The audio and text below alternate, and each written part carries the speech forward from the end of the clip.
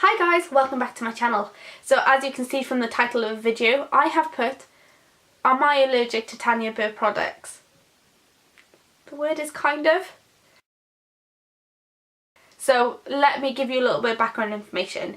The reason I am obsessed with makeup was when I was younger I used to suffer with a ton of allergic reactions. I couldn't put soap near me, I couldn't put shower gels on me. My skin would be super sensitive. I couldn't go in the sea, I couldn't go in, couldn't go swimming. So from the age of like 6 upwards, I would suffer with eczema and allergic reactions. And as I grew older, my skin started to settle. So I started being able to wear makeup. This was because I think my hormones balanced things out, which was great. And that's how I started becoming obsessed with makeup. But something that I would have to ensure I do was ensure that I wipe off all my makeup at the end of the night. I couldn't be one of those people who wore makeup to bed. But that's a good thing. You shouldn't be doing it anyway. But recently, I had an allergic reaction. This was about a month ago. If you see my other video, you can see me talking a tiny bit about it. I started having dry skin spots all over my head, in the crease of my eyes, and around my mouth and just on tops of my cheeks. I was going to visit a friend, so I decided to put makeup over it. That's the worst thing I could have ever done. I should have just left it and tried to just hydrate my skin. But me, who's been loving wearing makeup recently, I decided to put makeup over the top of it. There is something I've learned recently. So after I had this allergic reaction, it got worse. My eyes swelled up. It felt as if, do you know when you were younger and you used to get copper burning on your knees and then you go into a hot bath and it would just burn? That's how my skin felt. It was really dry, it was really irritated and felt absolutely horrendous. What caused that allergic reaction? I don't quite know. I was very busy in work, so I might have been quite stressed. So that might have been why my skin started reacting badly. But also then putting makeup on top of it then made things worse. I had decided to do a natural face mask that was nice and hydrating. So I had things like avocado in it and honey and all these wonderful, beautiful things. But what I've learned with my skin is I need to ensure that I cleanse my skin thoroughly. Because what it is, bacteria and all the dust and everything that will settle on my skin, especially if I'm constantly putting moisturisers on, and it would cling to it. So I need to make sure to get rid of that dirt and then start fresh that evening. So I got in the bath and I decided to use a cleanser. And the cleanser I used was Ultra Bland from Lush. And please, I'm not telling you here that Ultra Bland and Lush is horrendous and everybody will have an allergic reaction from it. But at that time my skin just flared up and it was really, really painful. So as soon as I applied it on, it started to burn. And this is a product that only has 10 ingredients in it. So there shouldn't have been anything in there that made my skin feel really bad because it's all natural ingredients. The next day I told my twin sister about it. By the way, the moisturising face mask worked wonders. It felt so good on my skin.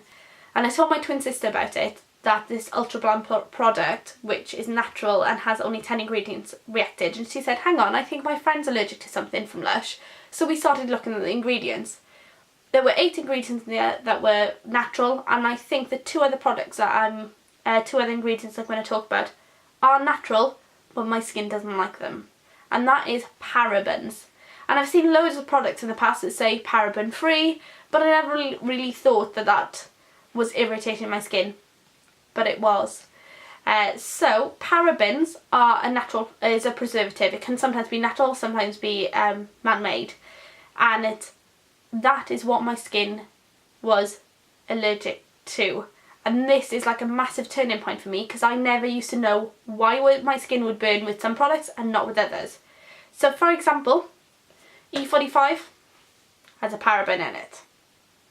This would be what the doctor would prescribe to me, and the doctor would prescribe, and would tell me I can't use anything else because this is what should work. My mum would just be devastated because I would be screaming in pain. Then, for example, with Lush, they have 2 cleansing facial washes. One has got the moisturising one, the other one is the non-moisturising one. The moisturising one has parabens in it, and that's in the white tube.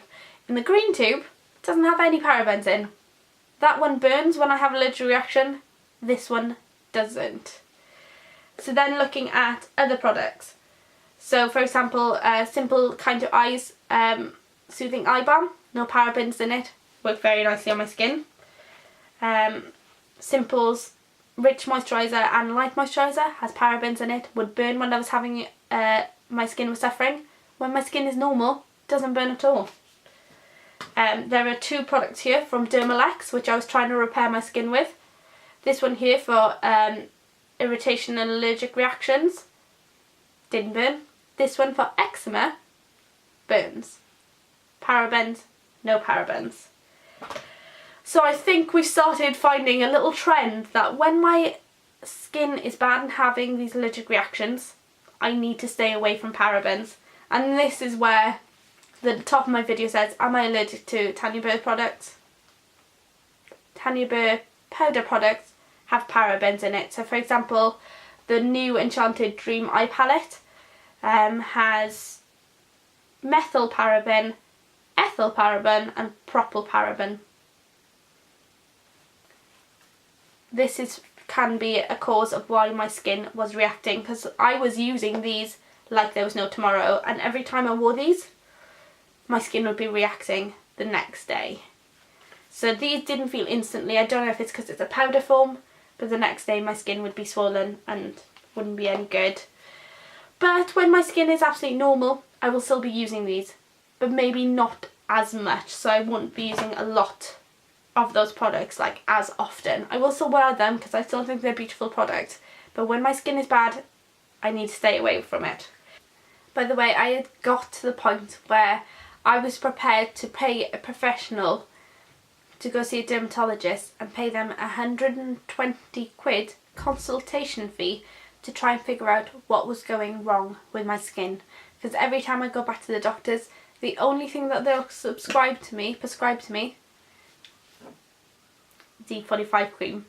But I think my twin sister might have just saved me 120 quid.